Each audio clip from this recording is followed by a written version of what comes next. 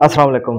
ये वीडियो हुक्काम बाला के लिए तो है ही है और सुपीरियर कोर्ट्स के लिए भी है, एडमिनिस्ट्रेटिव डिपार्टमेंट्स के लिए भी है, लेकिन सबसे ज़्यादा जो मेरा फोकस है ये उन खवातीन के लिए है कि जो लिटिगेशन में इन्वॉल्व हैं, जिनके मुकदमात अपने खामन से चल रहे हैं इस बाबत, गार्डियनशिप को लेके या जहेज़ के मामलात को लेके या खर्चे के मामलात को लेके, जब उनके बच्चों की बारी आती है मुलाकात की, विज़िटेशन राइट्स की, तो उसमें वो बहुत ज़्यादा जिसे कहें कज रवि का मुज़ाहरा करती हैं, कंजूसी का मुज़ाहरा करती हैं और बच्चों को वालिदत से मुलाकात नहीं करने देती। हालाँकि उनको ये मालूम होना चाहिए कि वालिद का उतना ही राइट है बच्चे से मुलाकात का जितना कि माँ का होता है और बच्चे की ठीक परवरिश के लिए भी बाप का साया बहुत ज़्यादा इम्पोर्टेंट होता है। ठीक हो गया, आप लोग सेपरेट हो गए हैं, बच्चा इस टाइम माँ के पास रह रहा है, ऊपर से बाप खर्चा भी दे रहा है, महाना अदालत में आकर सारा-सारा दिन वेट भी करता है कि जनाब मैं खर्चा दूँ। फिर आपको कम से कम उसके मुलाकात के वक़्त बच्चे की मुलाकात करा देनी चाहिए वालिद के साथ, ये उसका राइट है। आपकी नफ़रत उस आदमी के साथ जो बच्चों का वालिद है, अपनी जगह ठीक है। आप उसको नहीं पसंद करती, ना मिलें ठीक है। आपने डाइवोर्स लेनी या सामान जहेज़ वापस लेना वो एक अलग बात है। लेकिन जहाँ तक बच्चे हैं ना उनके ज़हनों में ये ना डालें कि ये जो शख़्स खड़ा हुआ है अदालत में दूसरी तरफ कटहरे के, जो कि बायोलॉजिकली तुम्हारा बाप है, ये तुम्हारा दुश्मन है, ये तुम्हारा विलन है, इसने तुम्हारी कोई ज़िंदगी ख़राब की है, ऐसा नहीं होना चाहिए। ये गैर अख़लाक़ी भी बात है और शरीयत भी इस चीज़ की इजाज़त नहीं देती। अपने माल अपनी जगह, माज़ी आपका जो हो गया है, उसको साइड पे रखें, मुकदमात आपके चलते रहें। लेकिन बच्चों का रिलेशन बाप से अपनी जगह कायम है, वो बाप बच्चे को खर्चा दे रहा है, उसकी वेलफेयर के लिए, तो उसका राइट बनता है कि वो उनसे मुलाकात भी करे। आप उनको मुलाकात करने दिया करें। मैंने बारहा ये देखा है कि ख़वातीन को 2-2 3-3 डेट्स पे ऑर्डर करती है कोर्ट कि जनाब बच्चे को लेके आएँ मुलाकात के लिए, तो माएँ बच्चों को लेके नहीं आती। 3-3 4-4 तारीखें गुज़र जाती हैं और अमूमन ऐसा भी होता है कि बच्चे को पढ़ा देती हैं, उनका माइंड मेकअप करा देती हैं कि जनाब ये जो शख़्स खड़ा है ना, ये तुम्हारा दुश्मन है, इससे अच्छे से नहीं मिलना। तो बच्चे झिझकते भी रहते हैं माँ के सामने, बाप से नहीं मिलते। या बाप हाथ आगे बढ़ाता है, कोई तोहफ़ा लेके आता है, कोई खाने-पीने के लिए चीज़ लेके आता है या उनसे मिलना चाहता है, तो बच्चे मुँह फेर लेते हैं।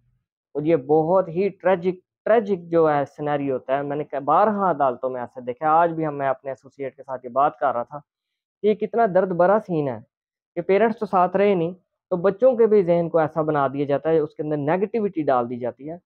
देखें वो जो बाप है, उसका रिलेशन औरत के साथ तो चलो नहीं रहा, लेकिन कभी भी वो बच्चों का नुकसान नहीं चाहेगा। ये एक नेचुरल बात है, जिस तरह माँ बच्चों का नुकसान नहीं चाह सकती, बाप भी नहीं चाहेगा। तो इतना राइट उसे दिया करें कि बाप बच्चों के साथ थोड़ी मुलाकात करे, बच्चे अच्छा फ़ील करेंगे। पहले ही हमारे मुआशरे के अंदर बहुत ज़्यादा नेगेटिविटी है, बहुत ज़्यादा डिप्रेशन है, स्ट्रेस है और इस स्ट्रेस और डिप्रेशन से ना सिर्फ़ बड़े इसका शिकार हो रहे हैं, बच्चे भी शिकार होते हैं। आप ये ना समझें कि स्ट्रेस और डिप्रेशन सिर्फ़ बड़ों के लिए या एक सर्टेन एज फैक्टर के लिए है, कभी भी नहीं। बच्चे भी उतना ही स्ट्रेस और डिप्रेशन का शिकार होते हैं जितना बड़े होते हैं। हाँ, उनकी नेचर फ़र्क हो सकती है, उनकी शक्ल स्ट्रेस की फ़र्क हो सकती है, उनका टेन्योर, उनकी इंटेंसिटी वो फ़र्क हो सकती है। इन तमाम मामलात में माँओं को चाहिए बाप के साथ उनको मुलाकात करने दिया करें, टाइमली लेके आया करें कोर्ट में।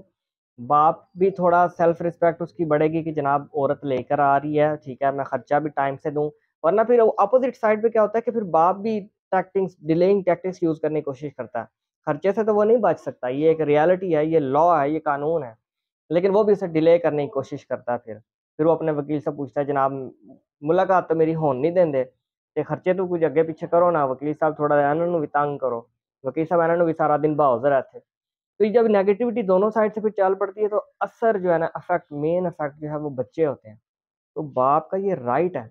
दूसरी बात मैं ये कहूँगा कि जो हमारी सुपीरियर कोर्ट्स हैं, एडमिनिस्ट्रेटिव डिपार्टमेंट्स हैं और हमारे कानून साज़ी करने वाले जो इदारे हैं, वो ऐसा लॉ बनाएँ जो आसान हो बच्चों के लिए अमल दरामद उस पे किया जा सके मुलाकात के लिए। ऐसे बेशक सेंटर्स बना दें, अदालतों में फ़िलहाल बने हुए हैं, लेकिन इतनी फैसिलिटीज़ नहीं है उसके अंदर।